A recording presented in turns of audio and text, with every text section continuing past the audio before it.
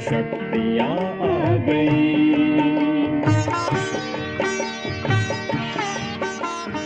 ओम शांति। 21 अक्टूबर 2023। आज की मुरली का सार है, मीठे बच्चे सदा खुशी में तब रह सकेंगे जब पूरा निश्चय होगा कि हम भगवानुवाच ही सुनते हैं। स्वयं भगवान हमें पढ़ा रहे हैं। आज का प्रश्न है, ड्रामा अनुसार इस समय सभी प्लान क्या बनाते हैं और तैयारी कौन सी करते हैं? उत्तर है, इस समय सभी प्लान बनाते हैं। इतने साल में इतना अनाज पैदा करेंगे, नई दिल्ली, नया भारत होगा, लेकिन तैयारियां मौत की करते हैं। सारी दुनिया के गले में मौत का हार पड़ा हुआ है। कहावत है, नर चाहत कुछ और, भई कुछ और की और। बाप का प्लान अपना है और मनुष्यों का प्लान अपना है। धारणा के लिए मुख्य सार है, पहला, सच्चे सच्चे रूहानी सैल्वेशन आर्मी बन, मना मुक्ति सेना बन। भारत को विकारों से सैल्वेज करना है, मना मुक्त करना है।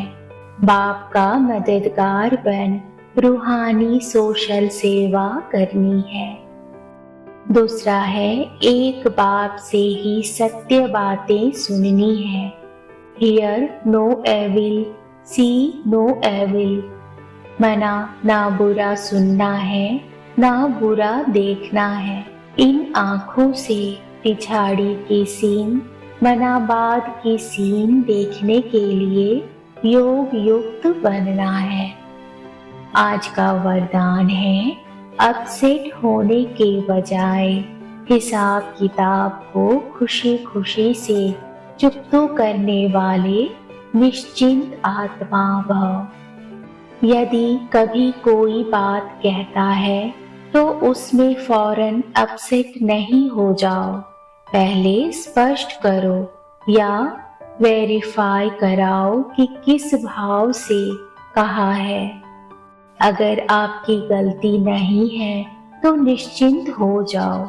यह बात स्मृति में रहे कि ब्राह्मण आत्माओं द्वारा यहाँ ही सब हिसाब किताब चुकतू होने हैं। धर्मराज पूरी से बचने के लिए ब्राह्मण कहाँ न कहाँ निमित्त बन जाते हैं, इसलिए घबराओ नहीं, खुशी खुशी से चुकतू करो। इसमें तरक्की मना उन्नति ही होनी है। आज का स्लोगन है, बाप ही संसार है, सदा इस स्मृति में रहना यही सहज योग है। मुरली के मुख्य पॉइंट्स हैं, निराकार भगवानुवाच ब्रह्मा तन द्वारा। यह पहली बात तो पक्की कर लेनी चाहिए कि यहाँ कोई मनुष्य नहीं पढ़ाते, निराकार भगवान पढ़ाते हैं। उनको हमेशा परमपिता परमात्मा शिव कहा जाता है। वह है हमारा मोस्ट बिलवेड बाप, सबसे प्यारा बाप, जिसको भक्ति मार्ग में दुख के समय पुकारते थे, हे परमात्मा रहम करो।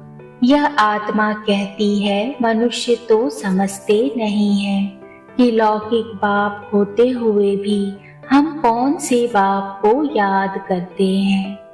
यह है झूठी माया, झूठी काया, झूठा सब संसार, एक भी सच्ची नहीं। सचखंड में फिर एक भी झूठा नहीं होता। यह लक्ष्मी नारायण सचखंड के मालिक थे, पूज्य थे। तुम बच्चों को पहले पहले यह बात समझानी है कि यह गॉड फादरली यूनिवर्सिटी है। भगवान एक है। यह एक ही चक्र है जो फिरता रहता है।